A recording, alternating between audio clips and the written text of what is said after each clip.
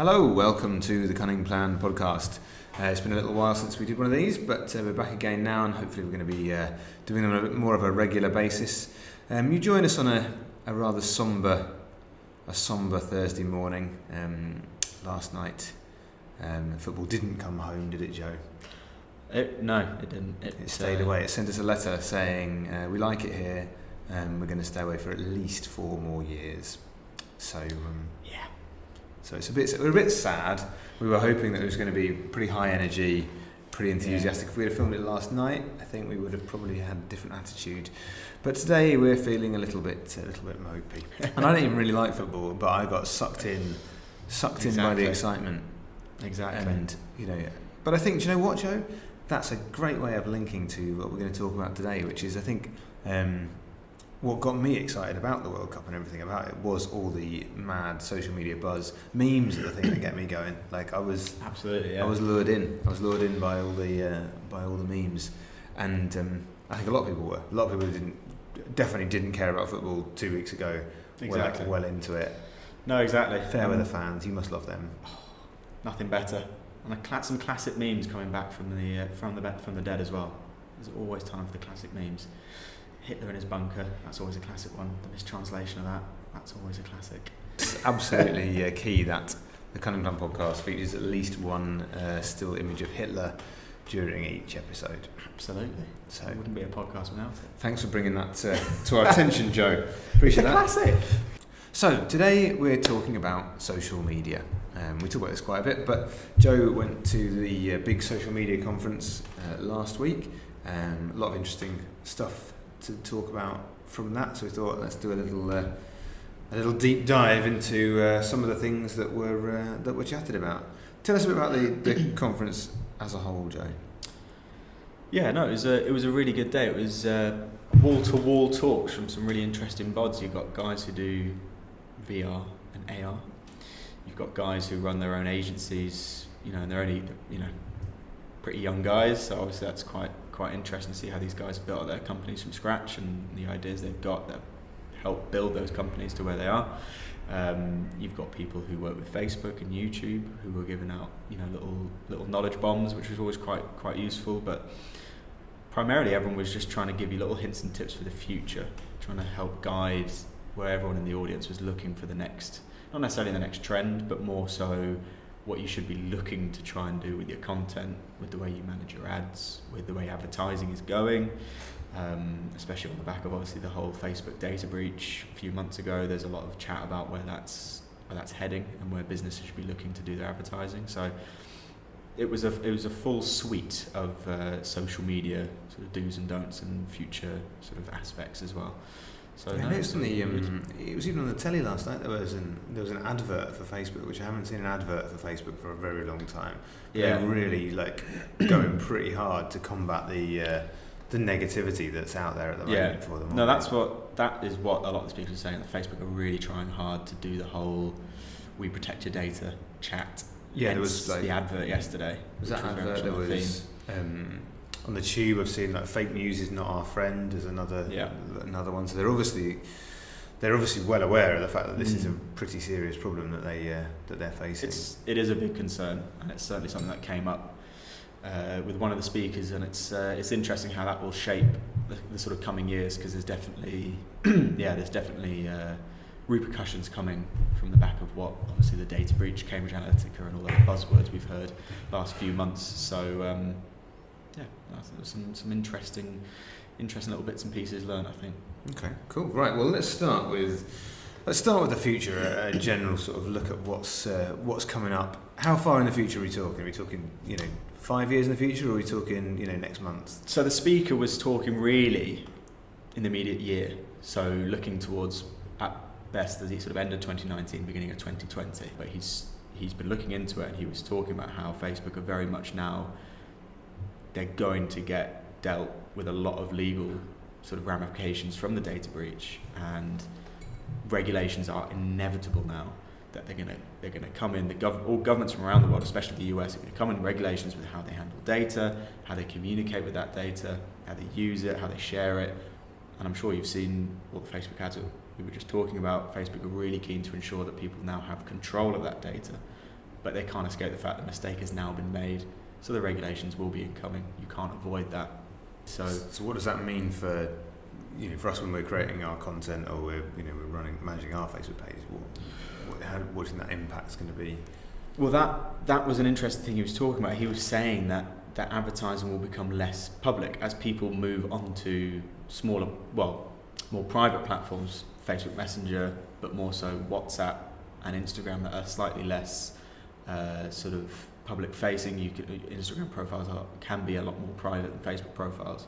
But he was saying that advertising you'll start to see it move away from the public Facebook domain onto the Messenger and WhatsApp. Right. It'll be a lot more effective that way because people are becoming less trusting of Facebook as a public domain.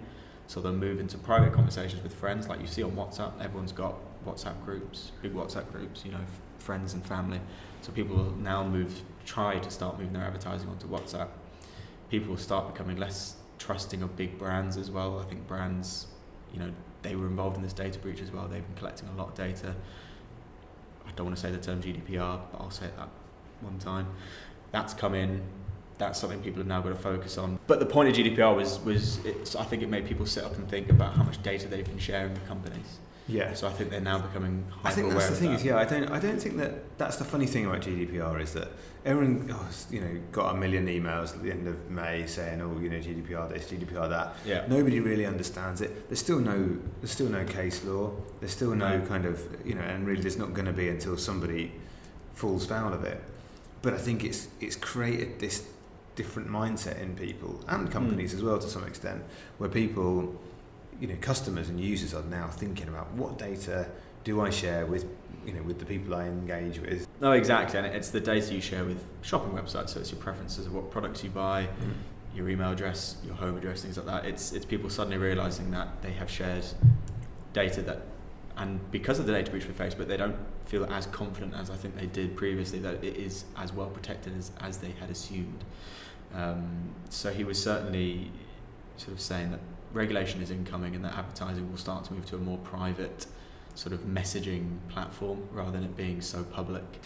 We'll see, but it's certainly going to be, I think, an interesting time next couple of years for change in terms of how we communicate advertising and pushing sort of clients on a public domain to private messages, basically. So tell me a bit about how advertising works on something like WhatsApp or Messenger. So it's an interesting one. We haven't, it's still quite new. I think WhatsApp, since it was purchased by Facebook, which is obviously the interesting thing, that Facebook really does control the strings here. This is the irony, isn't it? That people go, we're getting away from Facebook and going over to Instagram because that seems a bit more secure. But it's like they own it all. Facebook control a lot of the social media platforms. So that's obviously a very interesting aspect. As much of the regulations will come in, you turn to Instagram, owned by Facebook. You turn to WhatsApp, owned by Facebook. So inevitably, whichever way you turn, Facebook will still hold the same power over you and the ads that you see. But in terms of the advertising on WhatsApp, for instance, it's similar to Facebook messaging.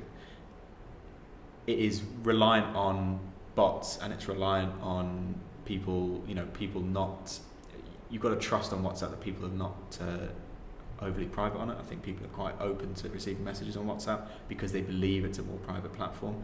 Just because it's a messenger, it's not got sort of a news feed, it's not got a profile. So setting up bots and driving that kind of advertising through, I suppose, a sort of AI, really sort of trying to get people to sort of chat to an advertiser through that message. I think it's probably going to be the way it's been, but it's very young. It's in the early stages. WhatsApp is a messenger platform. It's not heavily advertised as of yet. I think a few brands have done some sort of live event themed advertising, Super Bowls and World Cup stuff, but nothing on the scale I think we're going to see, because once Facebook newsfeed becomes it already is a very competitive place, but I think when it becomes a slightly more sort of regulated place, I think that's when WhatsApp advertising will suddenly become a bit more of a focused and diverse place. So how are people using that? Are there more interesting ways, or they're sort of talking about different ways in which people could use those kind of ads? So I think it was really interesting. One of the speakers was a specialist in email marketing, Okay. but he came to talk about Facebook Messenger advertising because he sees that as the sort of future for email marketers, because it is the same sort of rough idea in terms of sending a message someone needs to open. But he was saying that the open rates, I mean, I've got the stats actually on my screen here, the open rates for email average is 30% open rate, your click-through rate's 3%. Facebook Messenger open rate is 84%. Wow. And the click-through rate is a massive 28%, which is Crikey, a that's really good. huge, Yeah. a huge disparity. And he was just saying that the more, you know, he was saying it was really interesting, the sort of interface of someone's Messenger inbox is always very clean, always very ordered, and very rarely is there anything unopened. But if you click on your email inbox, Yeah, thousands. you've got thousands loads of stuff. nonsense You've got in there, junk yeah. box, you've got ignored emails, you've got Yeah. important people, you've got regular emails. He was saying that the clarity you get on Facebook Messenger, as soon as you send a message, people see it, boom, right at the top.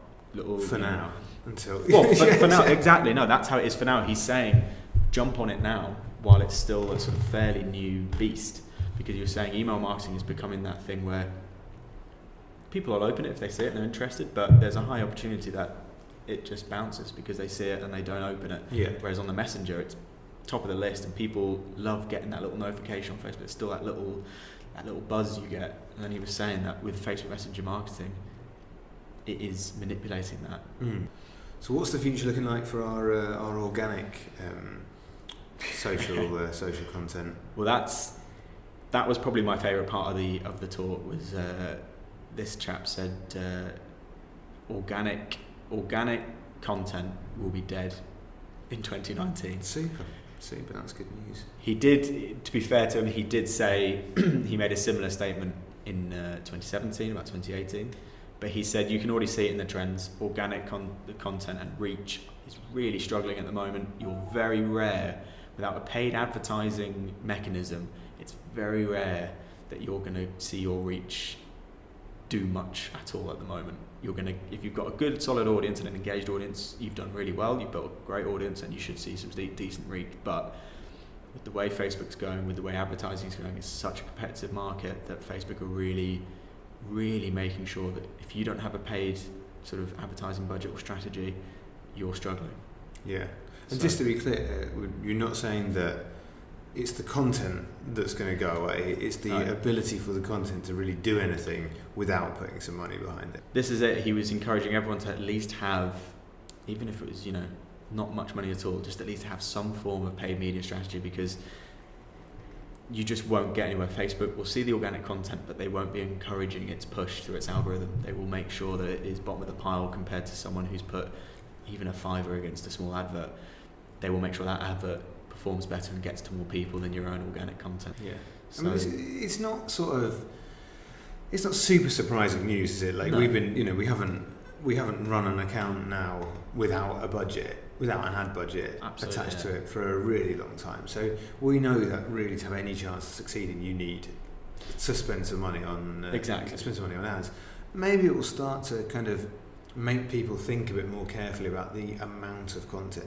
I think in previous years it's been all about just like you need, 5 or 6 tweets a day, you need a couple of Facebook posts a day, you need to do your Instagram, you've got to do your crunches, you've got to get all Exactly. this volume of stuff, and then eventually some of it will stick.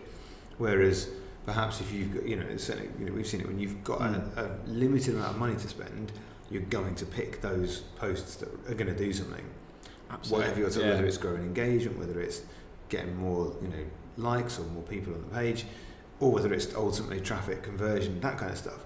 You're going to pick those posts that are going to be a bit more surgical, I suppose, about the way that you pick out Exactly. what you're going to boost and things, and maybe it will help bring down the massive volume of content there is on the social Yeah. platforms. I think everyone has felt marketing managers down to the execs have felt a pressure to always be part of a conversation, even if they're not quite sure what that conversation is. They sort of feel they should be posting just to make sure there's something going out daily. But profile visits on Facebook are down, so the content you're seeing is on your news feed. You're not going to a profile to check every day, and then the content that you normally will see will be a boosted post anyway. You might not know it is because people are getting better at hiding that, but you're going to see the boosted content, and you're probably going to see 1 or 2 posts a day that you're interested in.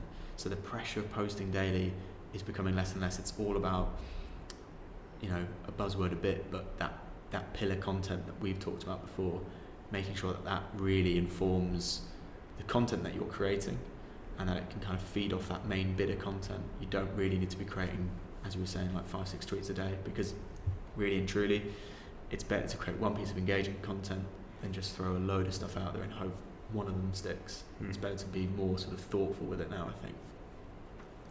Okay, So, cool. What else have we got for the future to look forward to? a lot.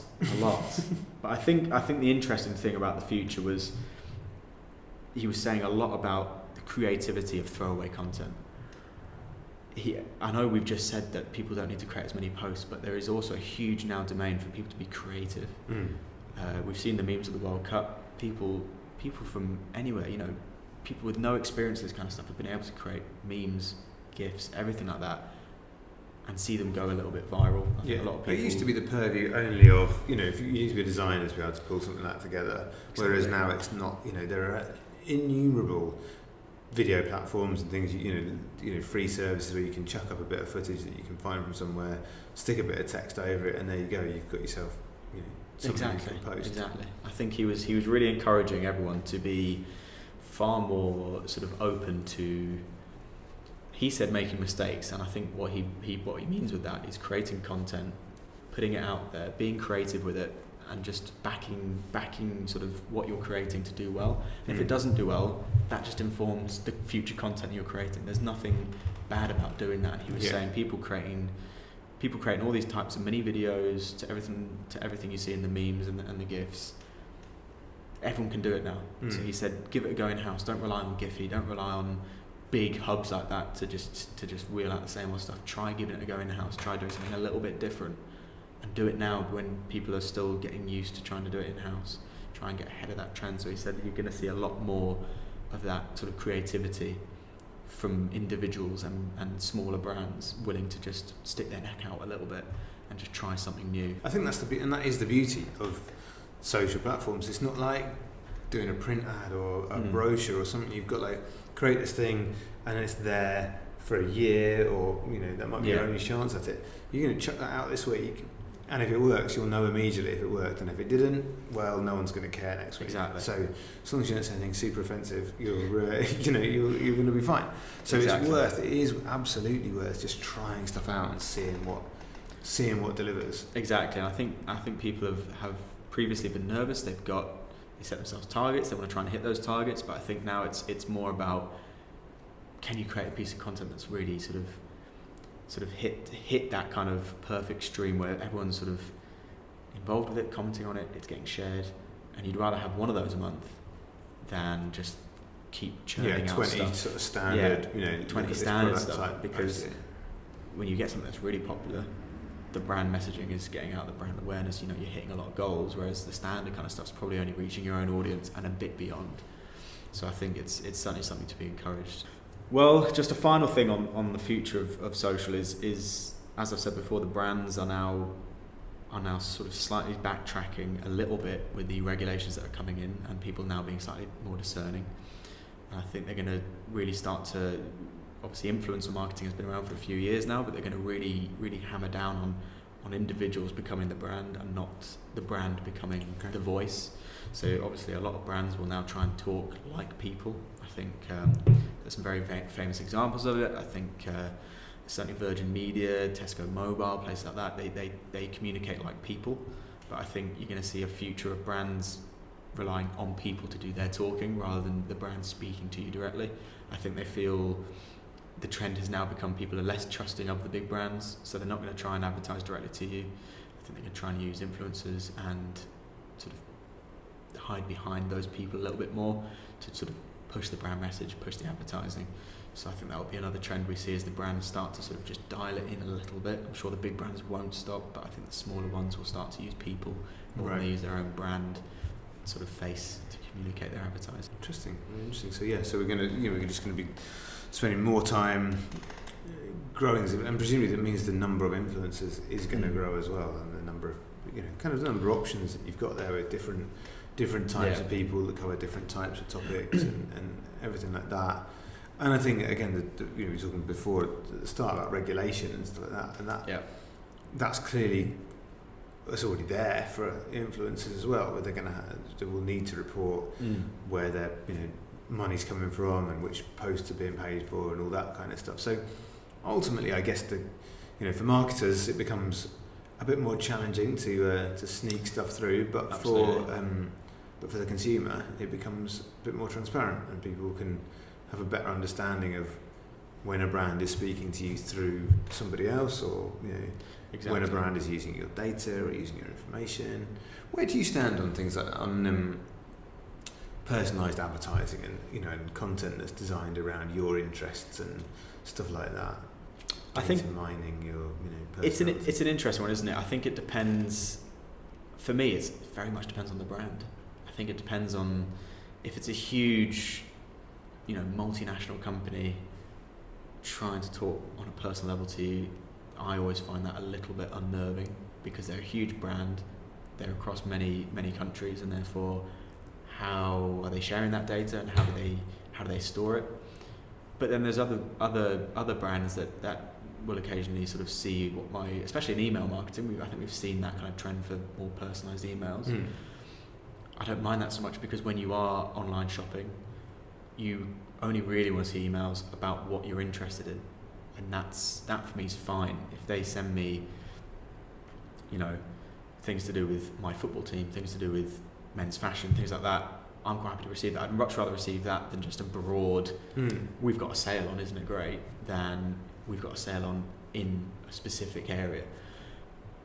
But it's interesting when you get social media advertising that's slightly more targeted. I think I'm still getting used to that. I think people are starting to get into it, but it's still slightly odd getting an advert that is something you might be interested in, and you are interested in it, but you weren't aware that you'd ever clicked or engaged with it, but it is personalised to that extent. And I don't think it's necessarily a bad thing, because it shows how you don't want to receive rubbish in your newsfeed, and the newsfeed is getting slowly better with what you're seeing, and you can't hide from advertising. I think if you just accept that that's what you're going to see, and if what you're going to see is more personalised, I think that's great. I think if AI learning and algorithms can learn what you want to see, then you've got to sort of accept that you're going to see it. And if you're going to see stuff that you want to be interested in, I don't really mind it so much. Just it's when it starts getting to calling you by your first name and everything like that's when it starts to get a little bit weird. Yeah, I think it's one of those, isn't it, where when think about it like just like a person in the street. Yeah. If a stranger walks up to you and goes, "Hi Joe," you'd be Exactly. like, "Hang on a sec, I never told you my name. I don't know how you know Weird. my name. This is a Yeah. bit strange." But if a friend walks up to you and goes, "Hi Joe, have you seen this thing that I think you might be interested in?" You'd be like, "Oh, interesting. Yeah, tell me some more about it." And I think that's the distinction for me. I think that's still the issue. Advertisers have still got to try and finesse. But as you and I are both enjoy our technological advancements. I think when you get personalised advertising, it's just cool. It's just interesting to see how people are developing it, especially when you are interacting with brands you had never heard of but look really interesting. So they have tracked what you're interested in. They know what to target with. I think that's a really cool aspect of the learning that the AI can do on these social media platforms. I think it's not something to be as scared of as people often say it should be. I think it's simply just a bit of machine learning, if you will, and it's as long as you're seeing what you want to see, it's all good to me, I think. Cool. All right. Very good. So that covers off the future. Well, a brief overview of the Yeah. future. What were some of the other topics that you covered at the conference? Well, I think having touched on Facebook Messenger, I think that is, as we were saying, private messaging. If that is the future, then Facebook Messenger advertising is going to be the future as well. And as we were saying, the statistics are really in its favour at the moment, especially if you already do email marketing and you haven't dipped your toe into social, I would look at doing Facebook Messenger marketing, as it is quite closely aligned. You've got your open rates, your click-through rates, your messages can be roughly laid out the same. But for me, my favourite bit, as we were talking about sort of AI, it's not strictly AI, but it's the popularity now of creating and using bots, which we used to hate. Bots were always the bane of your life because they were just sort of nonsensical rubbish that would try and talk to you and just say, hey there. They can still be pretty nonsensical. I mean, They can absolutely, yeah. That is an area where I'm not super keen on this whole, hi James, I see you're looking at this thing, how can I help you? And it's like, oh great, there's someone to talk to about this, I did actually have a question, and then it's like, oh, you're just a robot, that's annoying. You can, yeah, it's still, you still get, when you click onto websites, you'll get that little pop-up and goes, hey, can we help? And you try and ask, and it will just inevitably choose your phone number or an email address or someone to contact. But it is getting better, and he was talking about bots that he'd made, and you just need to be a bit more thoughtful with the process, because there are a lot of bot sort of apps and creation tools where it allows you to sort of create a little bit more of a funnel. So you sort of do your classic, maybe not as obvious as a hey there, because I think people immediately associate that with a bot now. Yeah. But you create a message for your brand, and through the Facebook Messenger advertising, you sort of introduce a topic, and you just lead them through sort of yes or no answers. Really, you sort of say, if it's a fashion brand, we see, are you interested in our latest sale? It's a simple yes or no, and then you say sort of what kind of aspects of our sale, and you give them the options of women's, kids, menswear, footwear, whatever, and you just funnel them through this. And through the bot, you immediately get a person's interests, you get whether someone's willing to make a purchase, you potentially get someone who's going to visit a website, at which point you get your click-through rate. If not, you get someone who might like your page. If that's what you're looking to grow your audience, you get someone to say, well, like our page, and if you don't want to follow through with a purchase today, like our page, and we'll, you can see more offers if you're interested in the brand. And I think that's just such an intelligent way of doing advertising, but on a different sort of tone. It's not just a post that's sort of in your face and you've got to hope someone interacts with it. It's as I was saying, people really want to get that message. Even if it's an advert, they get the message top right in the messenger, who's that off, and they'll click it anyway. And I think if you angle it the right way, I honestly think that people will engage with a bot if it's interesting. He used the funny example, someone created a Justin Bieber bot, and it was really annoying, and if you didn't give it attention, it would just keep going, hey, I'm really lonely. And it's really funny, because at that point, Bieber was always in the news, being really needy and being really attention-seeking, and that was quite on point, and people were interacting with it because it was quite funny. But with a brand, if you have a sale on and you sort of angle your products and you let the customer choose what it would like to see, if you can try and get that customer to click in the first instance, engage, that customer should communicate with the rest of the messages the bot will send, and if you get someone through to the website to make a purchase, that's obviously a really great end goal. But even if it's just liking the page and getting another audience member in, that's potential. If it reaches thousands of people through an advert, that's a huge spike in growth per month. Yeah, definitely. I mean, I think it's one of those things, isn't it? People will, if you get the information out, you will engage with it. I don't mind. I'll talk to a robot if the robot's got the information I need. I'm pretty happy with it. Exactly. It's only, if you go into a shop and someone comes up to you and says, how can I help you? And you go, yeah, I know more than you do. You definitely will not be able to help me. That's a frustrating experience. When you ask, what do you know about this subject? And they're like, I don't know, I have to go, no, it's my manager. I'll just go get my colleague. Yeah, it's like, that's pointless. You're wasting my time. I'd sooner talk to a robot.